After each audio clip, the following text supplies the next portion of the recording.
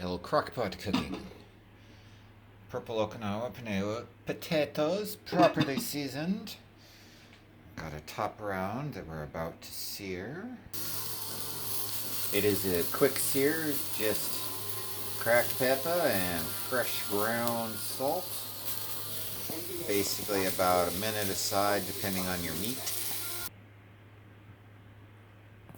After it's properly seared, it helps to lock in the juices while it slow cooks. Beef bacon, I don't like regular bacon, sorry folks. And then chunks of butter around.